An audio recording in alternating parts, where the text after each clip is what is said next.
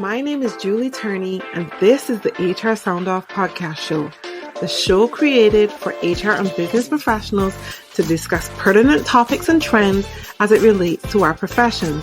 We're going to have amazing conversations with HR professionals from all over the world, get to learn their origin stories. How did they get into this profession? What do they love about being here?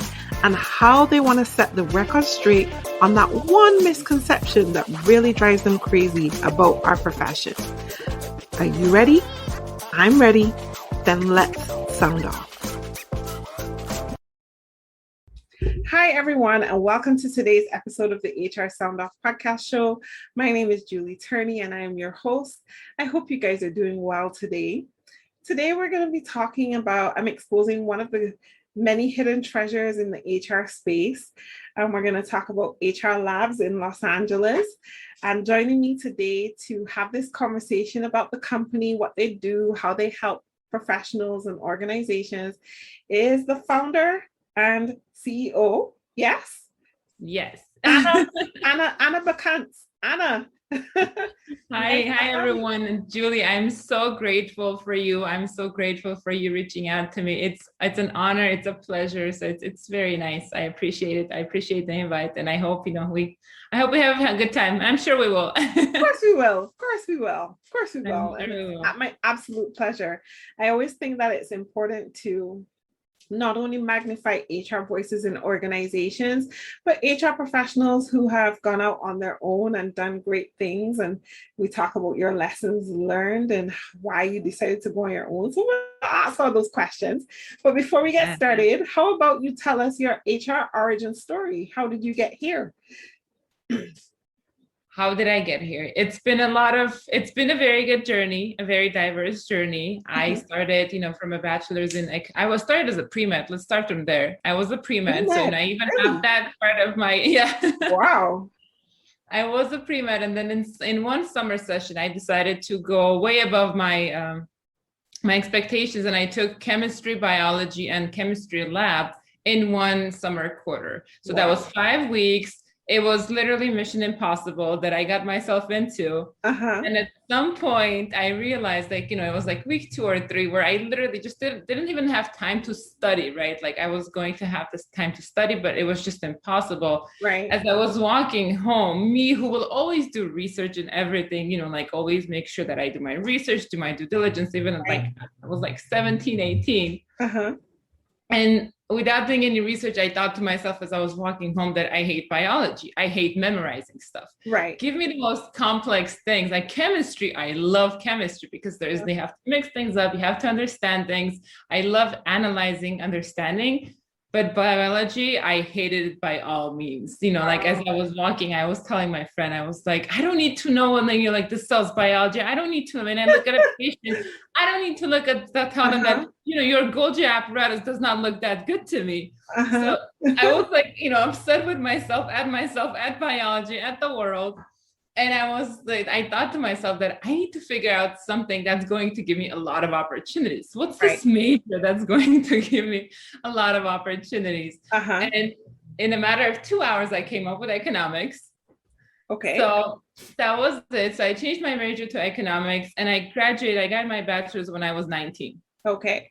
So that was part one. Uh-huh. After my bachelor's, I went to Cambridge. I studied at Cambridge for 6 months. It was an amazing program, a very good insight. Just living in the UK was amazing, incredible. Yeah. Uh-huh. Very, very grateful for that experience. And then I did my master's. I got my MBA at the American University of Armenia. So again, a diverse experience. I worked there as a translator. I worked there as a compliance consultant. So it's been diverse just in the beginning part of my journey to start with. And then as I came back, I got my master's, I came back and I literally got into healthcare compliance. So compliance, audits, preparing different facilities for audits.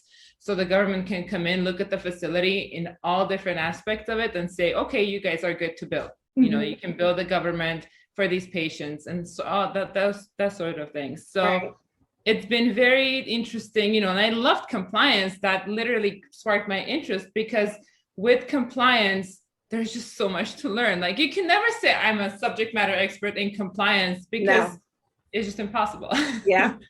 It's just impossible. As you and I are talking, I'm sure like around the globe, there are so many laws that are changing. So you can't never say you know one thing, right? Like it's never ending. And it's, to me, that's beautiful.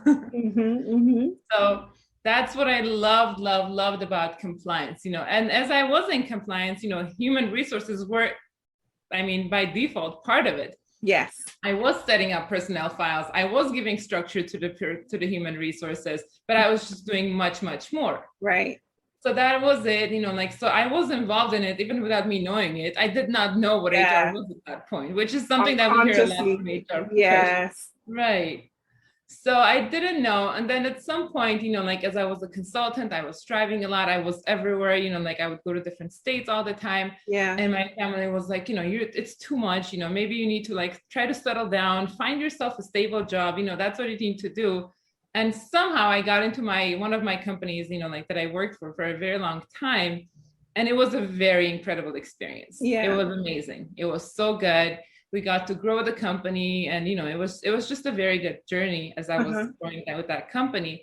But at the same time, there was a point when I had to lay off people, and it was heartbreaking, to say the least. Yeah. It was insane. It was not right, and it was not good. And I saw the different things at that company that I to myself would have done things differently, and I as an HR professional have prevented a lot of things from happening too. Right. But at the same time, it never felt right. Yeah. So yeah, it was just not good. So I always joke how, down the line, I'm going to write a book on what to do, how not to be an anti, things that you shouldn't be doing as a leader. Because I call I call that experience pretty much like an anti-mentor. We have mentors, right? Yeah. Yes. And then we have anti-mentors. Those are people right? They teach us what not to do. How do you not make people cry? Yeah.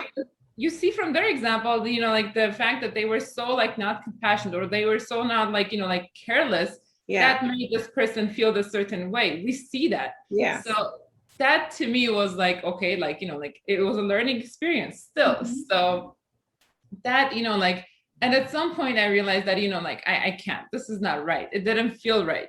Right. And I stayed there for a very long time, very, very long time, up until, it was literally I just had to do my own. Yeah. I had to do my own. I had to share what I know more, help out. I just love sharing. I love, educating. So that was the part of me that was still there, because I would do some trainings, at that company, but it was just not enough. Yeah. I was not getting my dose of teaching, leadership, education. It was just not enough. And I knew that I wanted more. So that's when I started HR Lab. We started in 2020, when it was COVID times. And my big idea was that I have a lot of knowledge. I know a lot of things. I have a lot of knowledge that I can help to have a more skillful workforce. What do I do? How do I start? Yeah. I found out that there's apprenticeship programs. There's the APHR certification, which is incredible, because you don't need experience. Right. To be able to be certified. And it's still from a very, very good resource. It's from HRCI. Yeah. So it's a very credible source that you can have your certification from. So that gave me the idea that I can train these people that, that have been laid off, people that are just entering into this crazy, crazy economy where it's it's just so scary. And that's how, I was and I also need to help the companies that don't have HR, right? A lot of small and medium-sized companies do not have HR. Right. Just because one, either they don't know, simply none of us knew what HR was until we got into it. Or they don't have the resources. If they're coming from a corporate experience, they know what HR is. They're able to manage a lot of things. Yeah. But at the same time, they just don't have the financial resources, because they're a small business. Exactly. They have many other fires to put out. Yeah. So that's been, the vision and mission behind the HR Lab. Educate employees and professionals to make them better professionals, to help them more skillful in the workforce, and also educate and empower businesses to do things right, to do things the compliant way, and give them the support that they so need, because they're just, they're people like us, everyone, we're all people. We have to support each other. It's so true. And I'm so glad that your journey led you in this direction, because what you're doing is really needed. And I know you're based in LA, in the US. And I know a lot of times in the US, a lot of companies don't do things the right way. And so even though they have all these laws and they have all these policies and stuff, people still don't do things the right way. And for a small business, it's even harder. So I think that where you sit right now and how you support your clients really is a great thing to be doing and supporting. With that being the case, though, I know like there are so many organizations, there's so many HR professionals who are consulting. What have been some of the challenges in terms of having to compete with other HR professionals for business? That's a great question, because one thing that I'm seeing more and more of is it's interesting, right? So a lot of times I actually feel some resistance from the business owners when it comes to competition, because sometimes when they talk to me, they expect to see someone that's like older of age, like more experience. And it's interesting because like it's the whole, it comes back to the whole like judging, right? Like it is what it is. We have to call it bias, creating biases. Right, the biases, because one time, like very recently, we had a Zoom call. It was a meet and greet with a potential client, and the moment the camera turns on, I was like, "Hi, hello, how are you?" And then she looks at me. The lady looked at me and she said, "Oh, you're Anna?" And I was like, yeah.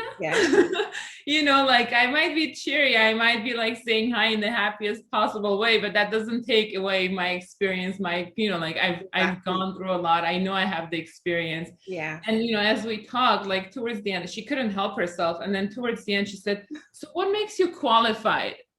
I looked at her and I said, "Well, does the fact that I have an MBA and it's in like SPHR certification, like Senior Professional of Human Resources, will that do for you?" And it was right after that where she, in a way, she kind of like, you can tell that she calmed down and she was like, "Oh, okay," and she did become a client and she loves me now. Right. But it's still, like that's one of the challenges that I do see in the field as being like an HR consultant, because people expect to see someone that's, like older of age, maybe possibly retired, because somehow to us, like this the community population, whatever you want to call us, but like we still judge, and it's that has been one of the main struggles and challenges, I would say, because once they get to know you, they see that, okay, you can help me, right? Like what structure, you can help me with strategic solutions, you can help me with this, that, okay, compliance, okay, the laws, oh, okay, that I need this. So but it's just pretty much getting your foot in the door is the main challenge, I would say, in like when competing with other professionals and in, just talking to clients as well. Yeah, definitely. I see that happening a lot with so many professionals being so experienced and mature that it is harder if you do look younger. But the question I always ask, like when it comes to that, is, I have all these years of experience in the space. Like, let's do the work here. I've led a very successful career over the last however many years, and I'm here to bring value. For you to determine my worth so early in the game makes no sense, because you have nothing to go on other than my clients or whatever. So I find like that's one way I try to challenge people. I try to get them to see beyond the accolades and look at, she couldn't be in this career for so long if she didn't have some measure of success, right? Exactly. Yes. Very, very good point. Yeah, but to your point, I totally understand that, and I know it can be a challenge.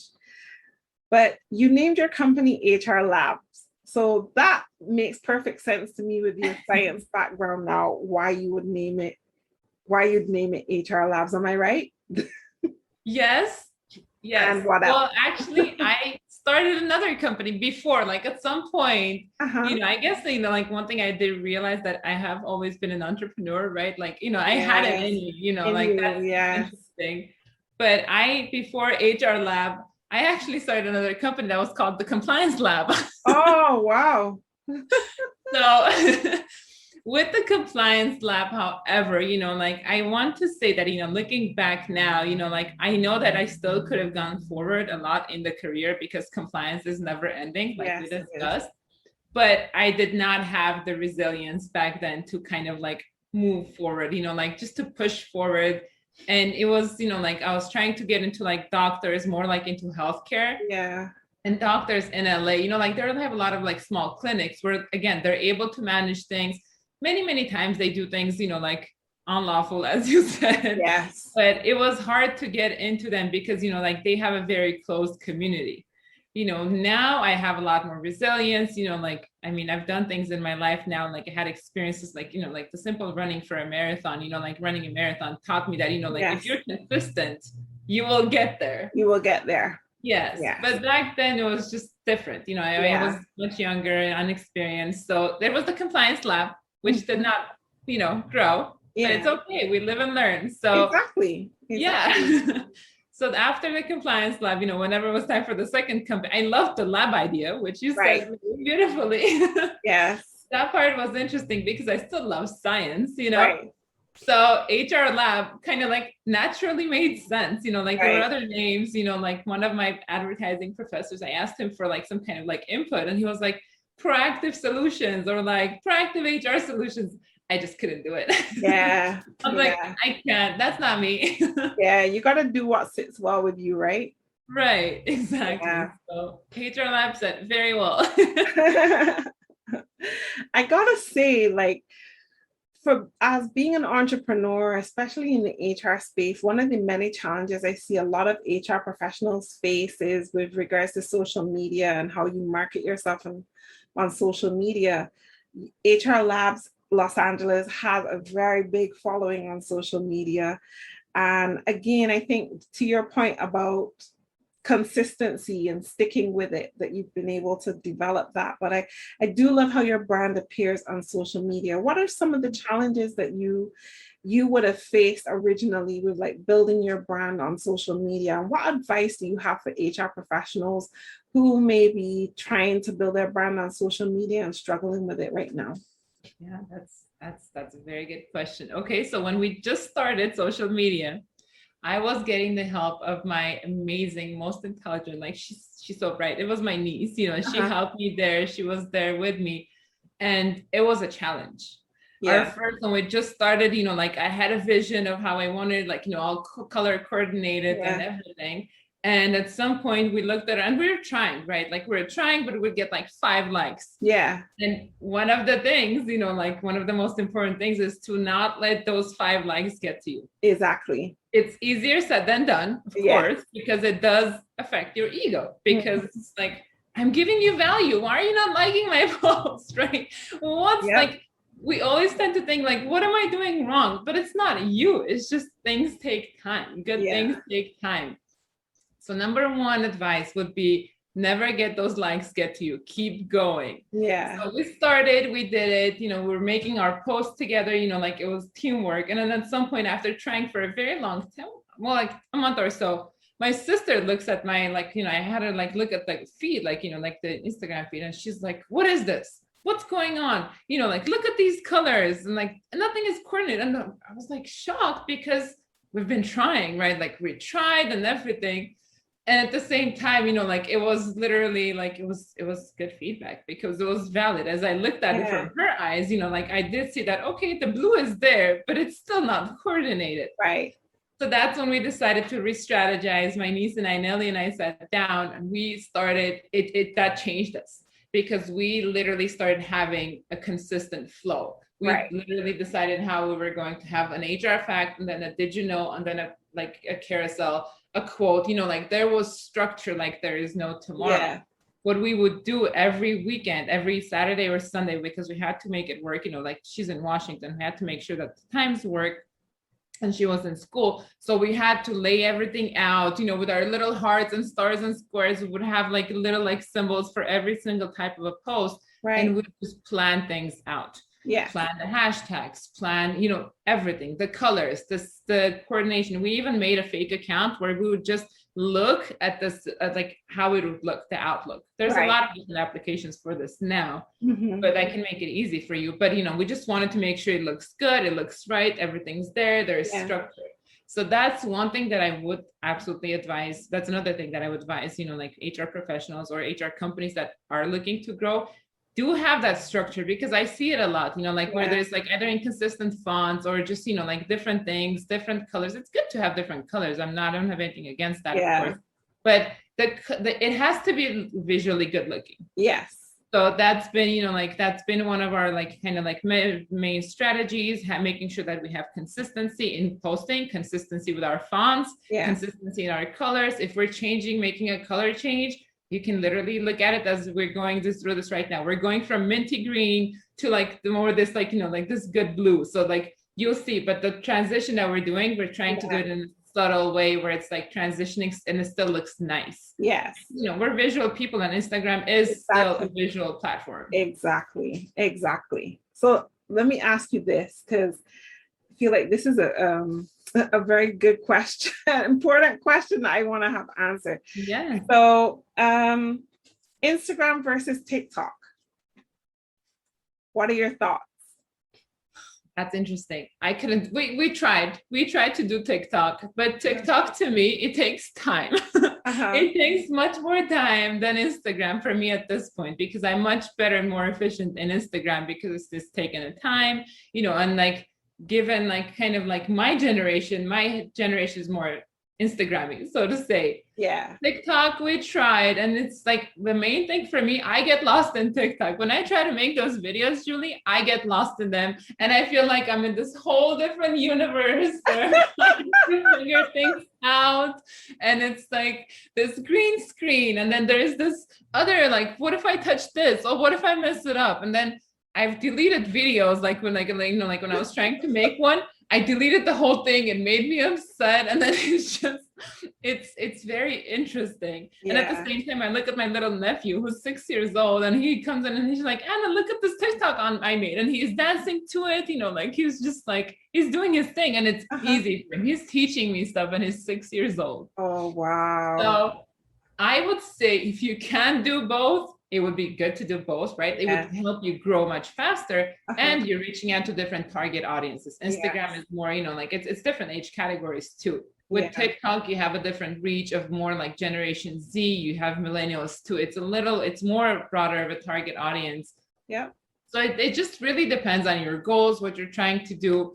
But for me, it was Instagram, because TikTok is just, you need the time and the patience, because things take time. Those videos take a lot of time. It looks as if it's only a minute, but they take time. It takes a lot of takes to make those videos. Yes. It does. It sure does. So, even with our team members, because we decided to take turns, as we were making them. And it was literally, okay, I'm going to make the TikToks tomorrow, because that's when I'm going to spend time, put makeup on, do this, do that. It takes dedication and commitment and consistency. So if you can, I think you should do it. But to me, it was just way too much. But it is possible to develop and grow your business using TikTok. Absolutely. If you take the time to do it, and your message. Absolutely. Yeah. I love the fact that you can do it in 15, 60 or 3-minute videos.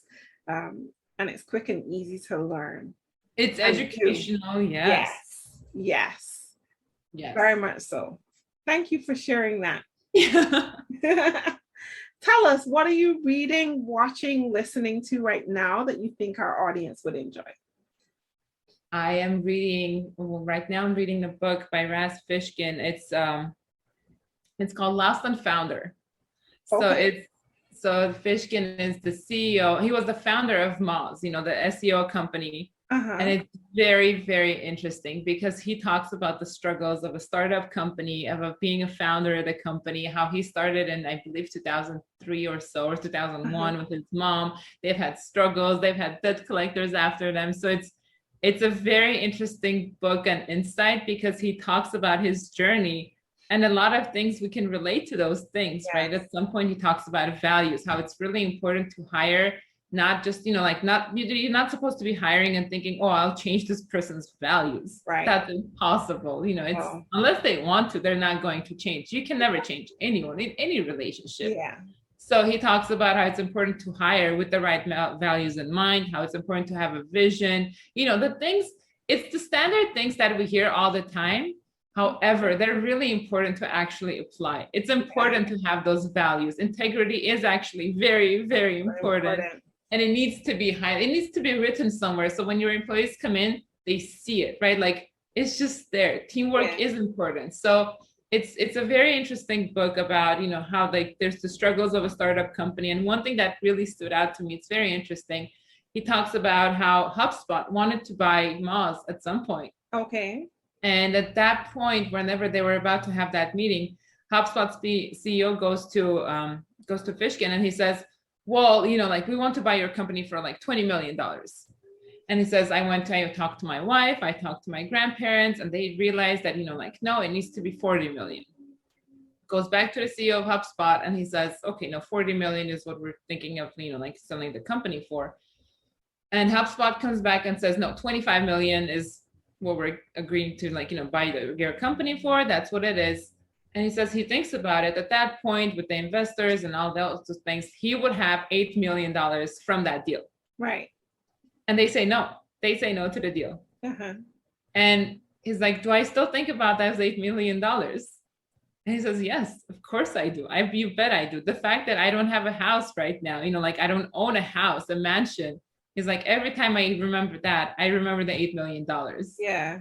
Every time he says, you know, my grandparents say that, oh, we're going to sell our house and buy a house in a different community, not the community that we want. He's like, I remember the $8 million. And he says, don't get me wrong, I'm not poor. I'm able to do things, you know, in Seattle, you know, like live in a good area. I'm able to afford things that I really want. You know, I can travel, I can do many things. But at the same time, you know, he's like, I still remember the $8 million because that's a lot of money. Yeah. So it's eye-opening. And I still think about it, right? Like, because as a business owner, you think about it, you're like, okay, but am I going to follow my mission and what I want to do? Yeah. Or you're going to go with the $8 million because you still can apply the $8 million to your mission, right? Like you can educate still, you can help nonprofits. There is so much you can do, but just how do you know if you ever make the right decision? You don't. You don't. That's the thing, and that's the beauty of it. So it's interesting. It's a very good book. Yeah, that sounds good. I'm gonna add that to my list for sure. Yes. I'll share the link to that with our listeners when we release this episode. Yes, so I love reading books. Another book I really love, it's by Chris Voss, Never Split the Difference. Okay. It's really good. Uh-huh. You know, Chris Voss he used to be an FBI negotiator. So he has very good techniques of like, you know, and I've been using that technique in so many different things, Julie, and it works like magic every time. I even use that to pretty much negotiate like how much we're going to buy our German, like we got this little German Shepherd puppy. And I used Chris Voss's technique of FBI negotiation. Wow. I'm negotiating the price for the puppy, and it worked. Okay, you gotta give me a snapshot of what that looks like. Absolutely. Tell me, I want to hear. It's interesting. So basically, you know, he says every time you're in a negotiator, you're trying to say things.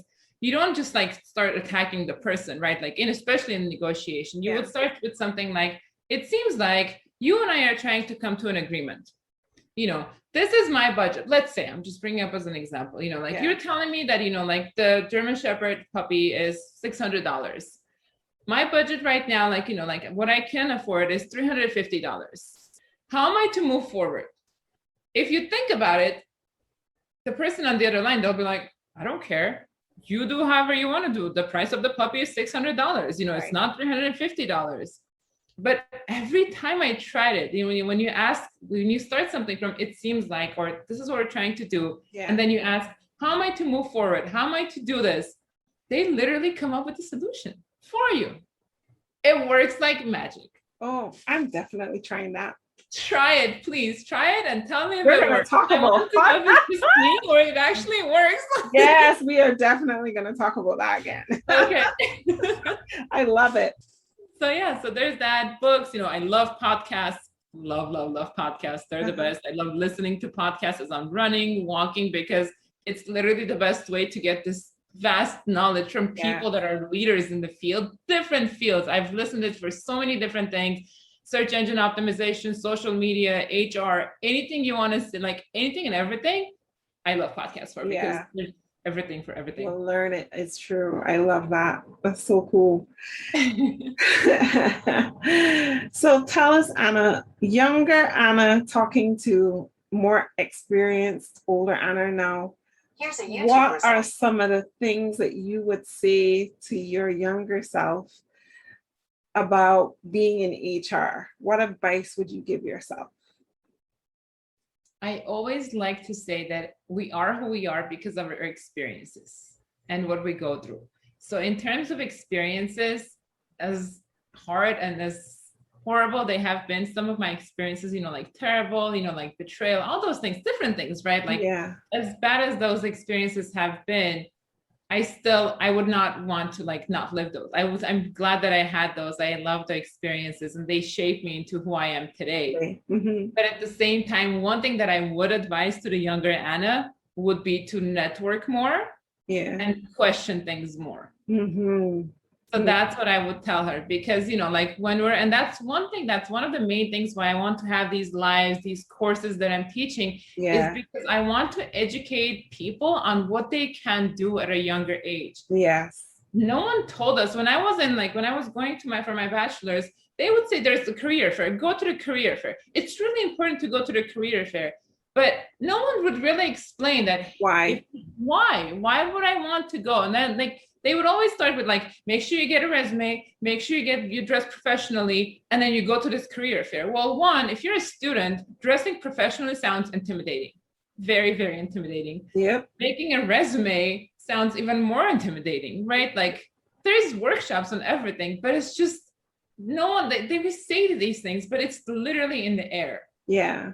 So I would make sure that I explain to people that if you want to go to the career fair, you don't have to get the job, but make a connection, talk to this recruiter, learn something, ask them what they're looking for when when they're looking to hire an experienced person, an inexperienced person. Just question things so you have that knowledge. That I would definitely tell the younger Anna. Oh dear, you're giving younger Anna very great advice, and I'm sure that those of our listeners who are trying to understand how they're going to move forward in their careers would greatly appreciate your advice as well. I hope so. I hope they do. Especially now, it's easy. It's not easy, but you have to make the effort to just reach out to people, talk to people. I've definitely grown in that sense. It's not easy to talk to people, but at the same time, when you do talk, people they respond back in a very positive way. So true. Just it's an internal thing more, if anything. Get out of your head and get out of your comfort zone. Right? Yeah, definitely. Well, I gotta ask you the big question. What is the biggest misconception about HR that really bothers you that you want to set the record straight on right here, right now? Oh my God, I hate HR. That's what I hear. I can't stand that statement. Every time my coworkers and my team members and I, we have this conversation all the time where it's what do you do? Oh, I'm in HR. Oh, I haven't done anything. It's what do you mean? That's not even a funny joke. It's oh, don't fire me. Don't put me on performance management. Oh, wow. It's interesting because why would someone put you on performance management? Why do you think you should be put on performance management? First, you need to question that, right? And it's not the HR professional that's doing the bad thing for you or to you, but it's more you or whoever it is, right? So that's one of the biggest misconceptions that I want to make sure that, that if there's going to be any legacy behind me, I want to make sure that people know that even though it sounds like HR is there for the company, yes, HR, the company did hire HR, important to know and remember, but at the same time, we, the HR professionals, we're the advocates for the employees as well. It's not just the employer. We protect the employer. We have to. That's what we're hired for. But we also have we have this very important responsibility to also protect the employees too. And we do. Yes. A lot of times we do, but we just don't talk about it, or because it's not right to talk about it, right? Exactly. You're not going to go to the employee and be hey, guess what? I just saved your life. Yes. You're about to get fired. But I told the employer that it's not based on your knowledge, skills, and abilities. So you're okay for now. We don't do that. No, we don't. We don't do that. We don't do that. So I want to make sure that, people know what HR actually is. What do we actually do? The input that we actually give back. So it's not just, I hate HR. But it's more like, like at least back it up with a reason, like an actual reason. And you can't just really base your experience on just one experience with HR at your previous company. Exactly. Oh, my HR person was me. Well, that doesn't make any other HR person mean. Exactly. It's not a blanket cover. Like it's not a blanket. You can't paint every HR professional the same way. That's the one thing that one of the many things that bothers me about people saying things about HR. HR is not your friend. Well, the HR that you experience may not have been your friend, but that doesn't mean we're all like that. Exactly. HR only cares about the company. No, it's not necessarily true. The HR that you experience may have only shown that they cared about the company and not you, but every HR professional isn't like that. And did you really understand the situation and the dynamics that were at play? Like, yeah, we need, I feel like that's so important to fix that. So yes, thank you so much for setting the record straight on that. Tell us what is next for Anna and HR Labs. There's so much goodness for HR Lab. We started having online courses, live instructor-led courses, business courses, communication courses, writing courses, and of course the APHR certification preparation course as well. Okay. So we have all those courses available, and we're working on even more because we realize that the need is there, and there's a lot of people that want it, they like it, they want to get educated, like just leadership in general, right? Like how to be a better leader and not a manager. Just those things, again, are things that, like we hear, like you hear it all the time. But it's really important not to do this just in the corporate world, but also in like smaller sized businesses, medium-sized businesses, because that's how you will make sure that your employees are there for a longer time, by being a better leader, by having the business skills, knowing how to talk to people, knowing what to say right, so all those things we want to, pretty much kind of educate on through our courses. Yeah. So that's what we have going on. We have courses starting tomorrow on the 31st. It's really exciting. Nice. And just it's good stuff. Great. That's awesome. And where can people find you and HR Labs on social media? We're pretty much on every platform right now. Every platform, we're on Instagram, of course, on Facebook, Twitter, LinkedIn. So you can find us, just by Googling our name and writing the platform. Yes. On Instagram, our handle is HR Lab Los Angeles. Yes. And on LinkedIn, like just the two main ones, it's HR Lab Los Angeles again for LinkedIn too. So that's where you can find us, like our contact us is there. We're very responsive with the emails, and even Instagram too. If you message us on Instagram, we're going to get back to you very promptly. So very good. You can reach us in all those platforms. Beautiful. With that being said, Anna, you have survived your time in the sound booth today. Thank you so much for being with me. Thank you, Julie. And for having this conversation. I really appreciate it. I wish you and HR Labs Los Angeles all the best. And I look forward to just continuing to learn from you and building our friendship as well. But I'm so glad that you took this time to share who you are, what you do with our audience, so they could see another side of HR. I appreciate you, Julie, and I'm grateful for you. Thank you. You're welcome. Thank you for joining us in the sound booth today. I hope that you found this information from this episode useful. You can find me on all social media platforms at I am Julie Turney. That's I-am Julie Turney. And you can find this episode or this show on most digital platforms, Google Podcasts, iTunes, Spotify, you name it, we're there. Thanks to Anchor FM and Rock Solid Entertainment for helping me to put this content together for you. And I will see you again in the next Sound Off.